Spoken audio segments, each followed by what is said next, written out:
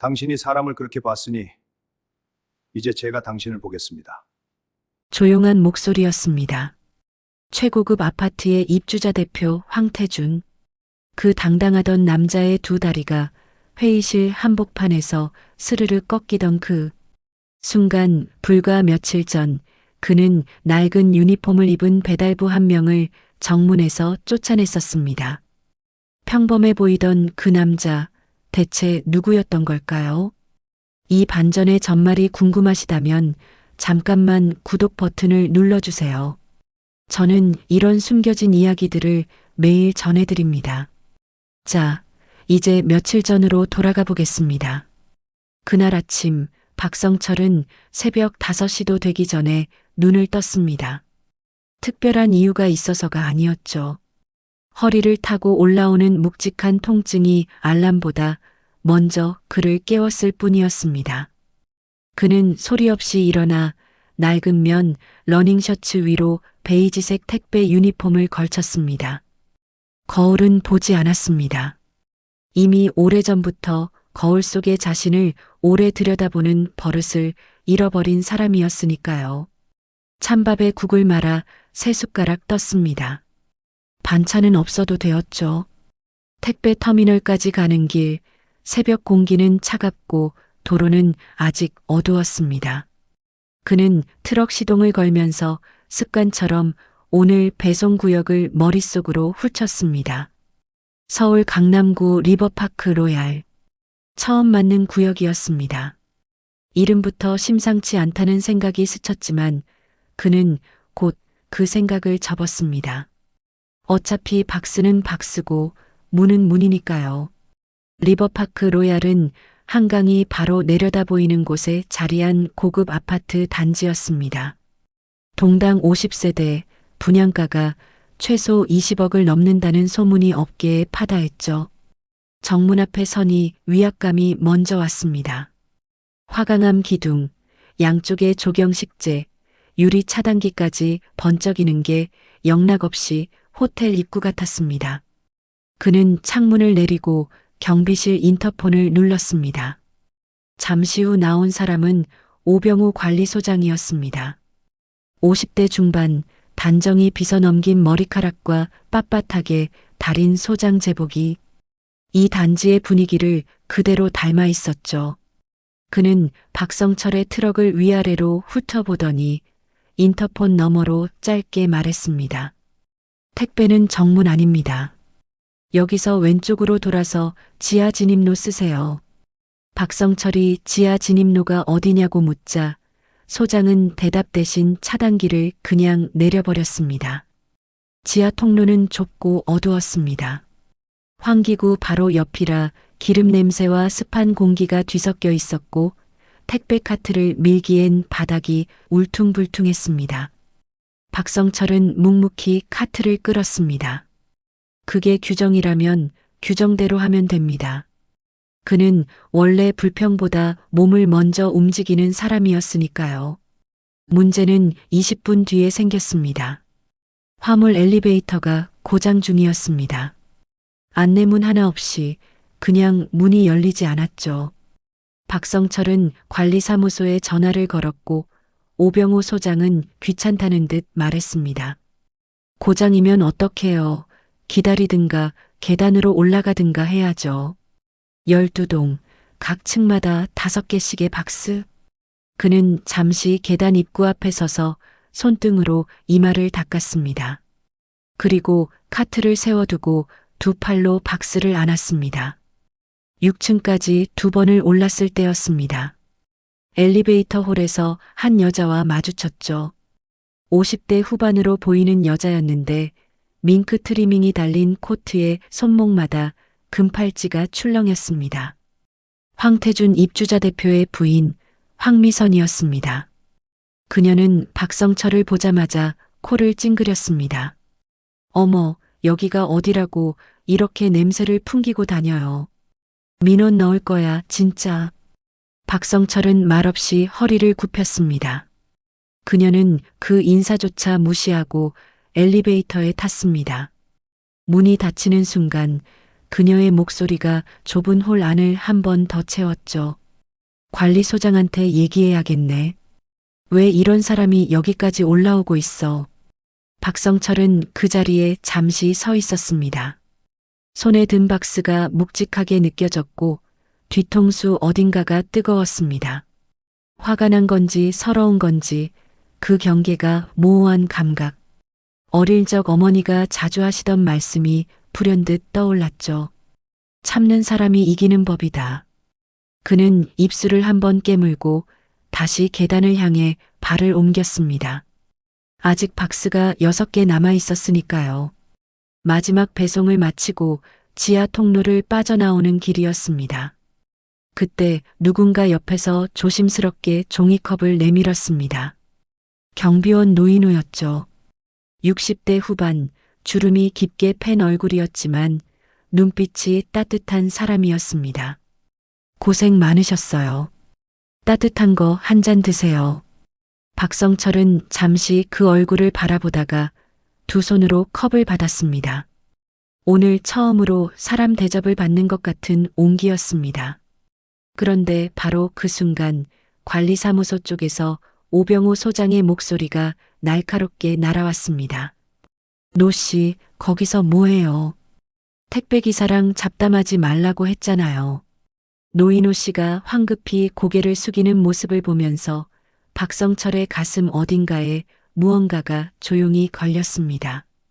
그게 무엇인지는 그날 저녁이 되어서야 조금씩 형태를 갖추기 시작했습니다. 그날 저녁 박성철은 터미널 사무실 한쪽 구석에 앉아 경위서를 쓰고 있었습니다. 볼펜이 미끄러질 때마다 손가락 마디가 뻐근했죠. 배송 지연 사유를 적는 칸에 그는 또박또박 써내려갔습니다. 화물 엘리베이터 고장으로 인한 계단 수작업 운반, 총 지연 시간 42분. 사실을 적었을 뿐인데 손끝이 씁쓸했습니다. 이 종이 한 장이 어디로 가는지 그는 이미 알고 있었으니까요. 민원을 넣은 건 황태준이었습니다. 본인 집 박스가 예정보다 늦게 도착했다며 고객센터에 직접 전화를 걸었고 택배자 지점장까지 연락이 닿았죠. 황태준의 목소리는 차분하고 정확했다고 했습니다. 오히려 그게 더 무서운 법입니다. 흥분해서 고함치는 사람보다 낮은 목소리로 요구하는 사람이 훨씬 더 단단한 압박이 되거든요. 그는 배송기사의 불성실한 업무 태도를 문제 삼았고 지점장은 그날 오후 박성철에게 전화를 걸어 이렇게 말했습니다. 죄송합니다. 박 기사님. 경위서 한 장만 써주세요. 박성철은 군말 없이 썼습니다. 억울하다고 말하지 않았습니다. 따져 묻지도 않았죠. 그게 그의 방식이었습니다. 말로 싸우는 사람은 말로 지는 법이고 몸으로 버티는 사람은 끝내 남는 법이라는 걸 그는 오래전 어렵게 배운 적이 있었습니다. 경위서를 다 쓰고 나서 그는 자리에서 일어나 사무실 자판기 커피 한 잔을 뽑았습니다.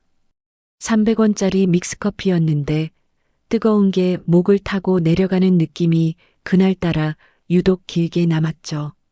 문제는 거기서 끝나지 않았습니다. 다음 날도 리버파크 로얄 배송이 그에게 배정되었고 또 그 다음 날도 마찬가지였습니다. 구역이 바뀌지 않는 한 피할 방법이 없었죠. 이틀째 되던 날 오병우 소장은 박성철을 지하통로 입구에서 세우더니 종이 한 장을 내밀었습니다. 새로 만들어진 단지 내 배송 규정이었는데 항목이 5개나 되었습니다. 지정 통로만 사용, 화물 엘리베이터 외 이용 금지, 배송 중 입주민과의 대화 금지, 단지 내 음식물 섭취 금지, 배송 완료 즉시 단지 외부로 이탈. 박성철은 그 종이를 천천히 읽었습니다. 그리고 조용히 유니폼 주머니에 접어넣었죠. 사흘째 되던 날 황미선이 또 민원을 넣었습니다. 이번엔 이유가 달랐습니다. 박스 외관에 흠집이 생겼다는 거였죠. 박성철이 배송한 박스는 계단을 오르내리는 과정에서 모서리가 살짝 눌렸는데 화물 엘리베이터가 멀쩡히 작동했다면 일어나지 않았을 일이었습니다. 하지만 황미선의 민원서에는 그런 맥락이 없었습니다. 택배기사의 부주의로 인한 상품 손상이라는 한 줄만 있었죠. 지점장은 이번에도 박성철에게 전화를 걸었고 이번엔 경위서와 함께 심할서까지 요구했습니다. 박성철이 심할서를 쓰고 있을 때였습니다. 터미널 막내 직원이 옆에서 눈치를 보다가 조심스럽게 물었습니다. 기사님, 그냥 구역 바꿔달라고 하시면 안 돼요? 박성철은 볼펜을 잠깐 멈췄습니다. 내가 잘못한 게 없는데 왜 내가 피해야 해? 짧은 한마디였지만 그 안에 꽤 오랜 시간이 담겨 있었습니다. 막내는 더 이상 아무 말도 하지 않았죠. 나흘째 아침 그는 평소처럼 리버파크 로얄 앞에 트럭을 세웠습니다. 그런데 경비실에서 나온 사람이 노인호가 아니었습니다. 오병우 소장이 직접 나와 있었고 그 뒤에 낯선 남자 둘이 서 있었죠. 소장은 봉투 하나를 내밀었습니다. 우리 단지 입주자 대표님 결정으로 해당 기사님 출입을 제한하기로 했습니다. 택배사에도 공식 통보했으니 확인하시면 됩니다. 박성철은 봉투를 받아들었습니다. 안에는 출입금지 통보서가 들어 있었습니다. 그는 봉투를 천천히 접어서 주머니에 넣었습니다. 표정 하나 변하지 않았죠. 차에 올라 시동을 걸면서 그는 백미러를 잠깐 들여다봤습니다. 오병우 소장이 만족스러운 얼굴로 돌아서고 있었고 그 뒤로 리버파크 로얄의 화강암 정문이 다시 굳게 닫히고 있었죠. 박성철은 조용히 핸들을 쥐었습니다.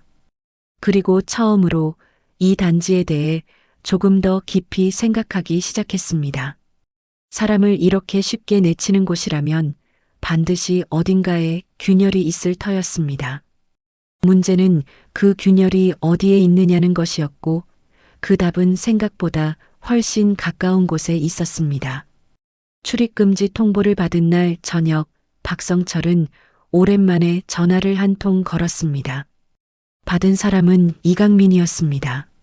45살 현재 국내 물류 플랫폼 업계 3위 안에 드는 회사의 대표였지만 박성철에게는 그냥 오래된 후배였죠. 통화는 짧았습니다. 형, 오랜만이에요. 무슨 일 있어요? 박성철은 잠깐 뜸을 들였다가 말했습니다. 리버파크 로얄이라는 데 좀 알아봐줘. 이강민은 특별히 되묻지 않았습니다. 그 짧은 한마디 안에 무게가 있다는 걸 오래 알고 지낸 사람은 느끼는 법이니까요. 다음 날부터 박성철은 구역이 바뀌어 다른 곳을 돌았습니다. 몸은 여전히 허리를 굽히고 계단을 오르내렸고 하루가 끝나면 어깨가 돌처럼 굳었죠. 그런데도 그의 발걸음에는 이상하게 전날보다 가벼운 구석이 있었습니다. 아직 아무것도 달라진 게 없었는데 뭔가를 결심한 사람 특유의 그 기묘한 여유였습니다. 옆 구역 기사가 리버파크 거기 진짜 갑질 심하다던데 어떻게 됐어요? 라고 묻자 그는 그냥 웃으면서 말했습니다. 두고 봐야지. 딱 3글자였지만 그걸 들은 동료는 왠지 모르게 찜찜한 기분이 들었다고 나중에 말했습니다. 사흘이 지났을 때 이강민에게서 연락이 왔습니다. 리버파크 로얄에 대해 꽤 많은 것들이 정리되어 있었죠. 단지 내 관리비 수입 규모, 입주자 대표 황태준이 이사로 등재된 부동산관리법인의 이름, 그리고 최근 몇 달간 관리비 정산 내역에서 이상하게 반복되는 항목들. 이강민은 형, 이거 그냥 냄새가 나는 게 아니라 이미 썩은 거예요 라고 했고 박성철은 그 말을 들으며 커피잔을 천천히 내려놓았습니다.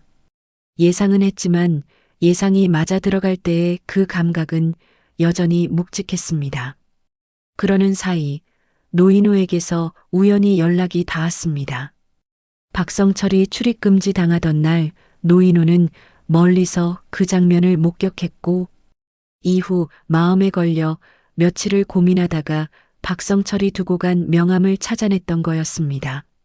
전화기 너머 노인호의 목소리는 작고 조심스러웠습니다. 기사님, 죄송해서요. 제가 그날 말리지도 못하고.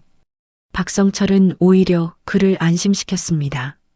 노 선생님이 잘못하신 게 없어요. 오히려 그날 물 한 잔이 저한테 제일 큰 힘이 됐습니다. 잠시 침묵이 흘렀고 노인호는 낮게 한숨을 쉬었습니다. 그 한숨 안에 꽤 오래된 무게가 담겨 있다는 걸 박성철은 놓치지 않았죠. 대화가 조금씩 이어지면서 노인호의 사정이 드러났습니다. 28년째 경비직이었는데 최근 2달간 야간 수당이 제대로 지급되지 않았다는 것이었습니다.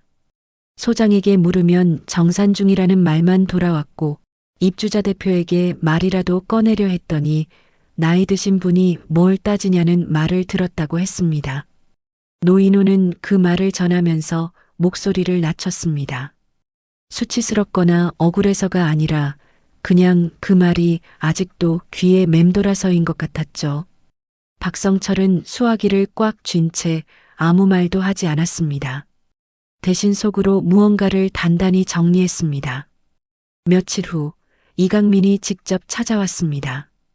박성철의 터미널 근처 순댓국집에서 마주 앉은 그는 서류 봉투 하나를 식탁 위에 올려놓았습니다.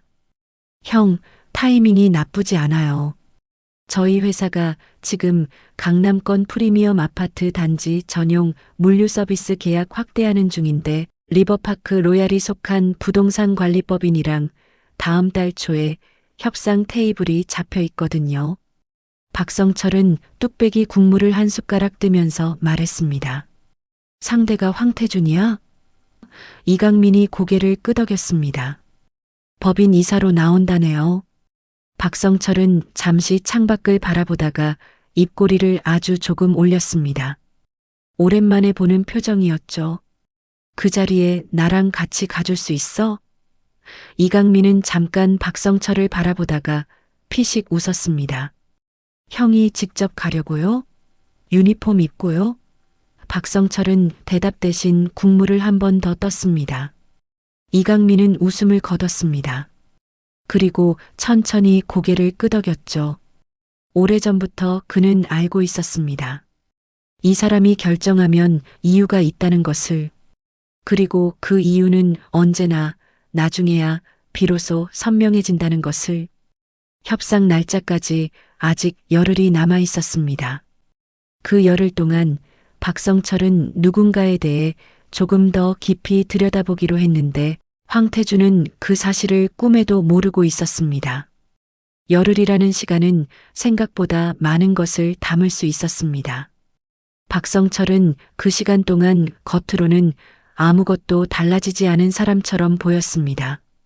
매일 새벽 5시에 일어나 유니폼을 입고 터미널에서 박스를 실어 구역을 돌고 저녁에 돌아와 허리를 두드리며 잠자리에 드는 일상이 반복되었으니까요.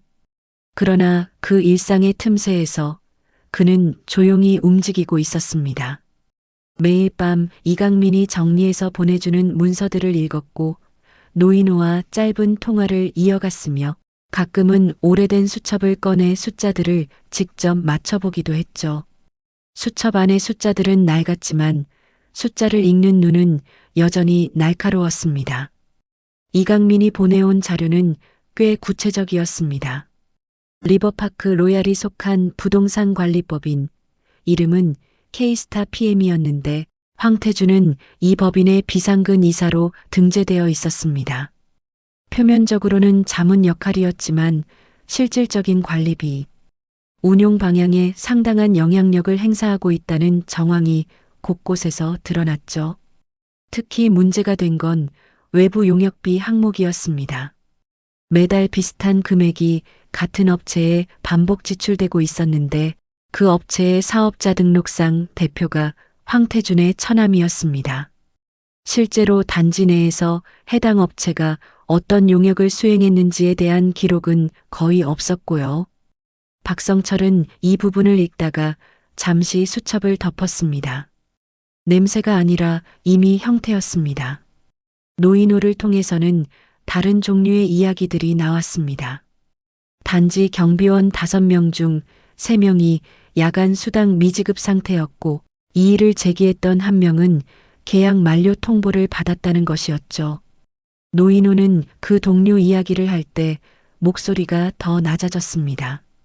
30년 넘게 일한 분인데 그냥 통보 한 장으로 끝났어요. 박성철은 그 말을 들으면서 아무 대꾸도 하지 않았습니다. 대신 노인호에게 한 가지만 부탁했습니다. 야간 수당 관련 급여 명세서가 있으면 사진이라도 찍어서 보내줄 수 있냐고요. 노인호는 잠시 망설였습니다. 그리고 이틀 뒤에 사진 5장을 보내왔습니다. 협상 날짜가 사흘 앞으로 다가온 날, 이강민이 다시 찾아왔습니다. 이번엔 순댓국집이 아니라 이강민 회사 근처 커피숍이었죠. 그는 자리에 앉자마자 조심스럽게 말을 꺼냈습니다. 형, 솔직히 물어볼게요. 이거 어디까지 가려고요? 박성철은 커피를 한 모금 마셨습니다. 황태준이 스스로 무릎 꿇을 때까지. 이강민은 잠시 그 얼굴을 바라봤습니다. 농담처럼 들리지 않았습니다. 오히려 너무 조용해서 더 무거웠죠. 그럼 형은 협상 테이블에서 뭘 요구할 거예요? 박성철은 잠시 생각하다가 말했습니다. 돈 얘기는 아니야. 이강민은 그날 박성철에게 한 가지를 더 알려줬습니다. K스타 PM이 현재 서울 강남권 5개 단지의 관리를 맡고 있는데 이강민 회사와의 물류계약이 성사되면 해당 법인의 연간 상당한 수익이 생기는 구조였다는 것이었죠. 다시 말해 황태준 입장에서는 이 계약이 꽤 중요한 거래였습니다. 놓치고 싶지 않은 테이블이었던 거죠. 박성철은 그 말을 듣고 나서야 처음으로 말이 아닌 행동을 했습니다. 수첩을 꺼내 뭔가를 짧게 적었습니다. 이강민은 그 수첩을 힐끗 봤지만 내용을 읽을 수는 없었습니다. 협상 이틀 전 박성철은 평소처럼 새벽에 일어나 유니폼을 입었습니다. 그날도 배송이 있었으니까요. 그는 트럭을 몰면서 라디오를 켰는데 마침 뉴스에서 고급 아파트 단지 관리비 비리 관련 기사가 나오고 있었습니다. 아나운서의 목소리는 담담했지만 박성철의 귀에는 이상하게 선명하게 들렸습니다. 그는 볼륨을 조금 높이고 묵묵히 핸들을 쥐었습니다. 세상은 늘 이런 식이었습니다. 터지기 전까지는 아무도 모르는 척 살다가 터지고 나면 다들 진작 알았다는 표정을 짓죠. 하지만 박성철은 기다리는 사람이 아니었습니다. 터뜨리는 쪽을 선택한 사람이었죠. 그가 협상장에 들어서는 순간 황태준의 세계는 조용히 흔들리기 시작할 터였습니다. 아직 황태준은 상대가 누구인지조차 알지 못한 채 그날도 단지 내 품격을 논하고 있었습니다. 협상 당일 아침 박성철은 여전히 새벽 5시에 일어났습니다. 그러나 그날은 유니폼을 입지 않았습니다. 오랫동안 옷장 안쪽에 걸려있던 짙은 감색 정장을 꺼냈죠. 한 번도 버리지 않았던 옷이었습니다. 입어보니 어깨선은 여전히 맞았지만 허리 쪽이 조금 헐거웠습니다. 몇 년 사이 몸이 많이 줄었다는 뜻이었죠. 그는 넥타이를 고르다가 잠시 멈췄습니다. 그리고 그냥 넥타이 없이 첫 단추만 풀었습니다. 차려입되 잔뜩 차리지 않는 것, 그게 그가 오늘을 위해 선택한 무게였습니다. 협상 장소는 이강민 회사 본사 회의실이었습니다. 강남구 테헤란로에 위치한 20층짜리 건물 14층 회의실이었죠. 박성철이 엘리베이터에서 내렸을 때 이강민이 이미 나와서 기다리고 있었습니다. 이강민은 정장 차림의 박성철을 위아래로 한번 훑어보더니 말했습니다. 형, 역시 이게 맞네요. 박성철은 짧게 웃고는 아무 말도 하지 않았습니다. 두 사람은 나란히 회의실로 들어갔습니다. K스타 PM 측은 3명이 나와 있었습니다. 법인 대표 1명, 실무 담당 부장 1명, 그리고 황태준이었습니다. 황태준은 진한 회색 수트에 와인색 넥타이를 맸고 이마가 반듯하게 드러나도록 머리를 깔끔하게 넘겼습니다. 자신 있는 사람 특유의 여유가 온몸에 배어 있었죠. 그는 이강민과 악수를 나누며 세련된 인사말을 건넸고 그 옆에 앉은 인물을 보기 전까지는 완벽하게 여유로웠습니다. 황태준의 시선이 박성철에게 닿은 건 자리에 앉으려던 바로 그 순간이었습니다. 처음엔 그냥 스쳐 지나갔습니다. 낯선 얼굴, 이강민 측 직원이겠거니. 그런데 다시 한번 봤을 때 그 얼굴이 어디선가 본 듯한 느낌이 들었습니다. 어디서였는지 기억이 잡히지 않았고 그래서 더 신경이 쓰였죠. 황태준은 자리에 앉으면서도 눈을 떼지 못했습니다. 박성철은 그 시선을 느꼈지만 정면으로 돌아보지 않았습니다. 그냥 자리에 앉아 테이블 위에 올려둔 생수병을 조용히 열었습니다. 협상은 이강민이 주도했습니다. 계약 범위, 서비스 단가, 운영 방식에 대한 설명이 20여 분 동안 이어졌고 K스타 PM 측은 몇 가지를 확인하며 분위기를 살폈습니다. 황태준은 간간히 날카로운 질문을 던졌는데 업계 경험이 있는 사람 특유의 감각으로 요점을 찌르는 스타일이었습니다. 그런데 그 과정 내내 그의 시선은 주기적으로 박성철에게 향했습니다. 박성철은 말없이 앉아 있었고 메모를 하는 것도 아니고 발언을 하는 것도 아니었는데 이상하게 그 존재감이 지워지지 않았습니다. 협상이 거의 마무리될 즈음 이강민이 마지막 조건을 꺼냈습니다. 저희 측에서 한 가지 전제 조건이 있습니다. K스타 PM이 관리하는 모든 단지에서 저희 소속 배송기사 전원의 정문 통과를 보장해 주셔야 합니다. 지하 통로나 화물 통로 제한 없이요. 황태준의 표정이 처음으로 굳었습니다. 그건 입주민 동의가 필요한 사안이라 저희가 일방적으로 결정하기 어렵습니다. 이강민은 웃으며 받아쳤습니다. 그래서 이사님께 먼저 말씀드리는 겁니다. 동의를 이끌어 주실 수 있는 분이라고 생각하니까요. 황태준이 잠시 말을 고르는 사이 박성철이 처음으로 입을 열었습니다. 낮고 평온한 목소리였습니다. 그게 안 된다고 하셨던 것 같은데요. 그 한마디에 황태준의 고개가 천천히 돌아갔습니다. 그리고 이번엔 제대로 얼굴을 마주쳤습니다. 순간 황태준의 눈이 흔들렸습니다. 알아보는데 2초도 걸리지 않았습니다.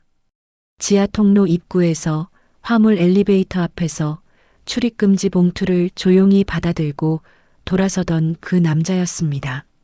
낡은 유니폼 대신 감색 정장을 입고 지금 자신과 같은 테이블에 앉아 있었습니다. 저를 아시겠습니까? 박성철은 물음표 없이 말했습니다.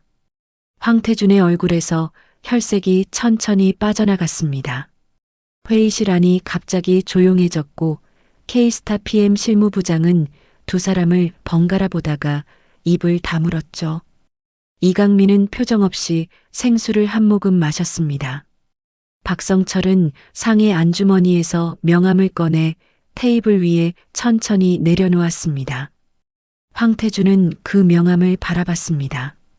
그리고 떨리는 손으로 집어들었죠. 명함에는 이렇게 적혀 있었습니다. PL로지스틱스 컨설팅 회장 박성철. 황태준의 입술이 미세하게 달싹였지만 소리는 나오지 않았습니다. 회의실 안의 공기가 달라졌습니다. 아무도 말을 꺼내지 않았는데 그 침묵이 오히려 더 많은 것을 말하고 있었죠. 황태준은 명함을 손에 쥔 채로 박성철을 바라봤습니다. 눈빛이 흔들렸다가 굳었다가를 반복했고 그 짧은 시간 동안 그의 머릿속에서는 분명히 무언가가 빠르게 계산되고 있었습니다. K스타 PM 실무부장은 명함의 글자를 한번 흘깃보더니 손을 무릎 위에 가지런히 모았습니다. 이강민은 시계를 보지도 않고 그냥 앉아 있었죠. 이 침묵을 먼저 깨야 하는 쪽이 어딘지 이미 모두가 알고 있었습니다. 황태준이 먼저 입을 열었습니다. 실례지만 피엘로지스틱스라면 혹시 그는 문장을 끝까지 잊지 못했습니다. 박성철이 조용히 받았습니다. 맞습니다. 이강민 대표가 처음 업계에 발을 디딜 때 제가 투자했고 지금도 파트너 관계입니다. 황태준의 시선이 이강민에게로 옮겨갔습니다. 이강민은 단지 가볍게 고개를 끄덕였을 뿐이었죠. 그 고갯짓 하나가 황태준에게는 벽이 무너지는 소리처럼 들렸을 겁니다. 그리고 한 가지 더 말씀드리겠습니다. 박성철은 서류 봉투를 테이블 위에 올려놓았습니다. 서두르지 않았고 극적으로 펼치지도 않았습니다. 그냥 조용히 마치 오래전부터 그 자리에 있었어야 할 물건을 제자리에 놓는 것처럼 내려놓았죠. 리버파크 로얄을 포함해 K스타 PM이 관리하는 3개 단지의 관리비 운용 내역입니다. 외부 용역비 항목에 반복 지출된 업체가 있는데 그 업체 대표가 황 이사님 처남 되시죠. 황태준의 턱이 미세하게 굳었습니다. 공교롭게도 해당 업체가 실제로 어떤 용역을 수행했는지에 대한 기록이 없더라고요. K스타 PM 법인 대표가 황태준을 바라봤습니다. 황태준은 그 시선을 느꼈지만 받아내지 못했습니다. 대신 테이블 위에 서류 봉투를 바라봤죠. 그건 내부 회계 사안이라서 외부에서 알 수 있는 내용이 아닌데요. 목소리가 여전히 단단하려 했지만 미세하게 갈라졌습니다. 박성철은 흔들리지 않았습니다. 네, 그래서 제가 직접 알아봤습니다. 방법이 없었던 건 아니었으니까요. 딱 그 한마디였습니다. 어떻게 알아봤는지는 말하지 않았습니다. 말하지 않는 것이 말하는 것보다 훨씬 강하게 작동하는 법이었죠. 황태준은 잠시 후 자세를 고쳐 앉으며 어조를 바꿨습니다. 회장님, 오해가 있으신 것 같은데 저희가 따로 자리를 마련해서 충분히 설명을 드릴 수 있습니다. 부드럽게 협상의 여지를 만들려는 시도였습니다. 그런데 박성철은 그 말에 아무런 반응도 하지 않았습니다. 그냥 물을 한 모금 마셨죠. 그 침착함이 황태준의 어깨를 더 무겁게 눌렀습니다. 으름장도 아니고 흥분도 아니고 그냥 담담한 사람 앞에서 사람은 의외로 더 작아지는 법입니다. 재건축 이야기도 드려야겠네요. 박성철이 다시 입을 열었을 때 황태준의 눈이 다시 한번 흔들렸습니다. 리버파크 로얄 재건축 시행사, 지금 자금 조달에 어려움이 있다고 알고 있습니다. 핵심 투자자 한 명이 최근에 참여를 보류한 상태라고요. 황태준은 입술을 달싹였습니다. 그 투자자가 박성철이 조용히 고개를 끄덕였습니다. 저입니다. 회의실 안의 공기가 다시 한번 바뀌었습니다. 황태준이 입주민들에게 그토록 자랑하던 재건축 프로젝트, 그것의 열쇠를 쥔 사람이 바로 그가 정문에서 쫓아낸 택배기사였던 겁니다. 황태준은 그 순간 자리에서 일어서려다가 다시 앉았습니다. 몸이 어디로 가야 하는지 모르는 사람처럼 보였죠. 법인 대표는 이미 조용히 시선을 내리깔고 있었고 실무부장은 테이블 위만 바라보고 있었습니다. 이강민은 그때서야 처음으로 말했습니다. 황 이사님, 저희 제안을 다시 한번 검토해 주시겠습니까? 황태준은 대답하지 않았습니다. 대답할 수 없었던 거겠죠. 박성철은 그 모습을 조용히 바라보다가 찻잔을 내려놓았습니다. 아직 할 말이 남아 있었습니다. 그리고 그 말은 황태준이 평생 가장 듣기 싫어할 종류의 말이 될 터였습니다. 박성철은 서두르지 않았습니다. 회의실 안의 침묵이 길어질수록 황태준의 얼굴은 조금씩 더 굳어갔고 그 변화를 박성철은 천천히 지켜봤습니다. 서두르는 쪽이 지는 법이라는 걸 그는 오래전부터 몸으로 알고 있었으니까요. 충분히 시간이 흘렀다고 느꼈을 때 그는 다시 입을 열었습니다. 황 이사님, 저 오늘 여기서 법적인 얘기를 하려는 게 아닙니다. 황태준은 그 말에 처음으로 눈을 들었습니다. 예상과 다른 방향이었으니까요. 관리비 횡령 관련해서는 이미 관련 자료를 정리해뒀습니다. 입주민 대표 감사 청구 요건을 충족하는 분량이고 필요하다면 관할 기관에 넘기는 것도 어렵지 않습니다. 박성철의 목소리는 여전히 낮고 평온했습니다. 하지만 그걸 먼저 쓰고 싶지는 않아요. 황태준이 입술을 꽉 깨물었습니다. 법인 대표는 시선을 테이블 끝으로 고정한 채 미동도 하지 않았죠. 저는 두 가지를 요청하려고 합니다. 박성철은 천천히 손가락 하나를 폈습니다.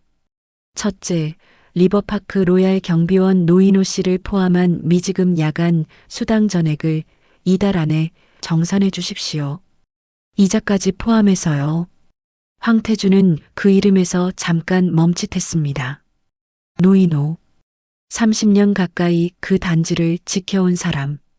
황태준이 나이 드신 분이 뭘 따지냐고 말했던 바로 그 사람의 이름이 이 자리에서 나올 줄은 몰랐던 것이죠.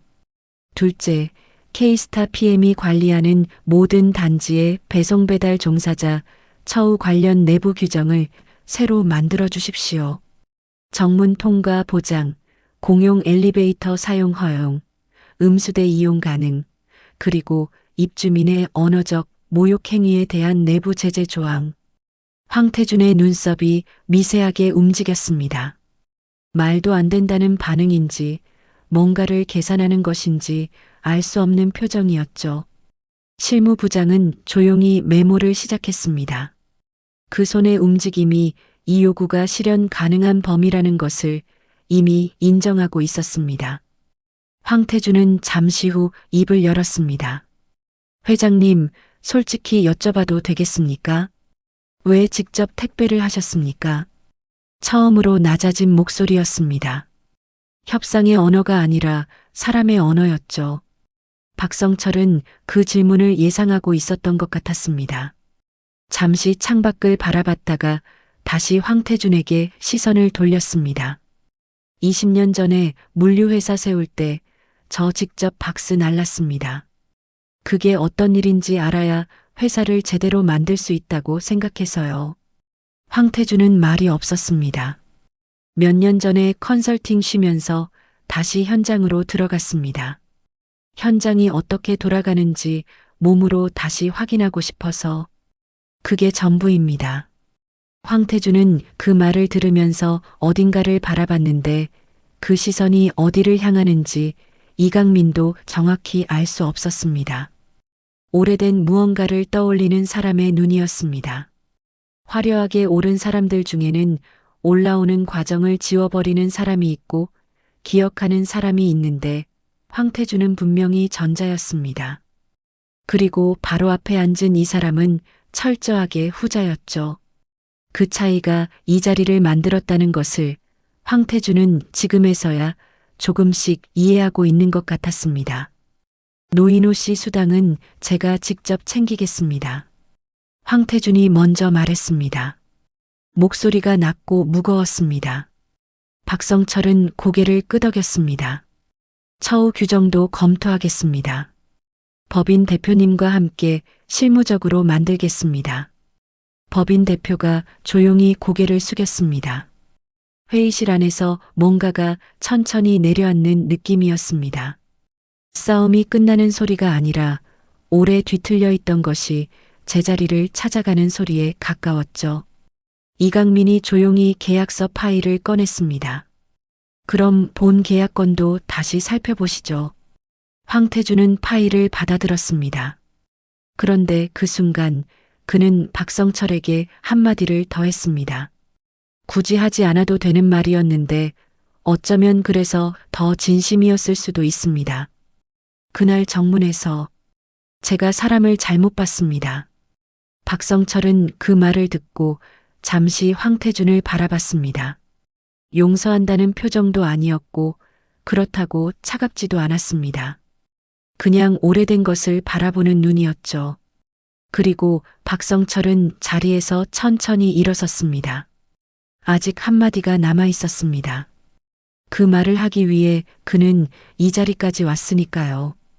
박성철은 천천히 자리에서 일어섰습니다.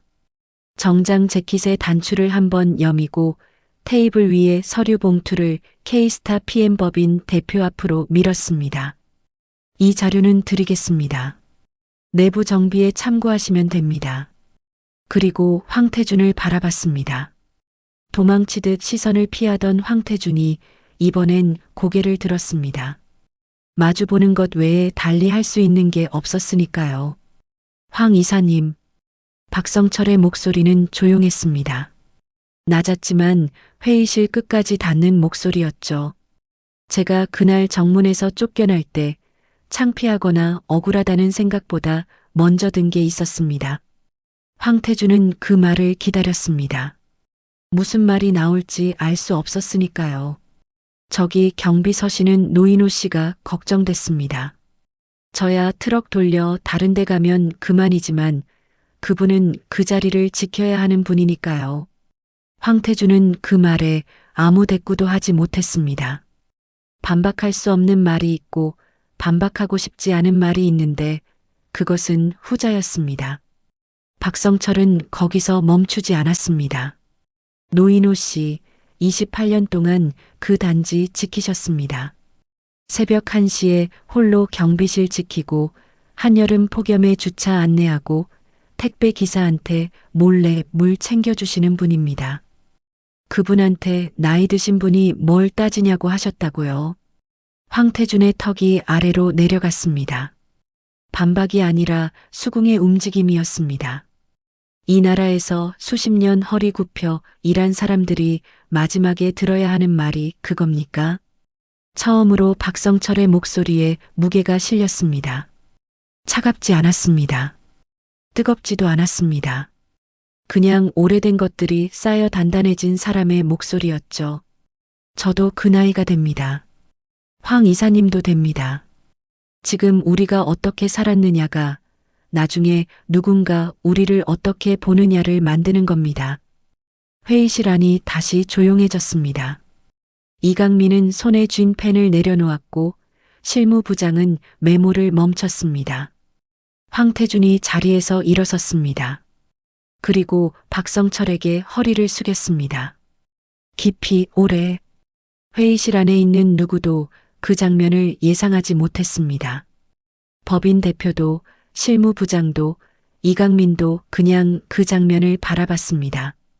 황태준은 허리를 편 뒤에도 한동안 박성철의 눈을 똑바로 보지 못했습니다. 죄송합니다. 딱 3글자였습니다. 하지만 그 3글자가 이 자리에 오기까지 꽤 긴 시간이 필요했다는 것을 박성철은 알고 있었습니다. 박성철은 고개를 한번 끄덕였습니다. 용서한다는 표현은 쓰지 않았습니다. 그냥 받아들인다는 뜻의 움직임이었죠. 그리고 재킷을 여미고 천천히 회의실 문 쪽으로 걸어갔습니다. 이강민이 따라 일어섰고 두 사람이 나란히 문을 향할 때 박성철이 걸음을 잠깐 멈췄습니다. 문손잡이에 손을 얹고 한번 뒤를 돌아봤습니다. 황태준이 그 시선을 받았습니다. 사람 위에 사람 없고 사람 밑에도 사람 없습니다. 낮고 또렷한 목소리였습니다. 강조도 없었고 꾸밈도 없었습니다. 그냥 그 말 자체였습니다.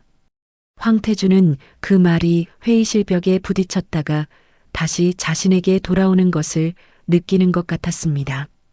박성철은 더 이상 아무 말도 하지 않았습니다. 문을 열고 나갔고 이강민이 그 뒤를 따랐습니다. 문이 닫히는 소리가 조용하게 그러나 분명하게 났습니다.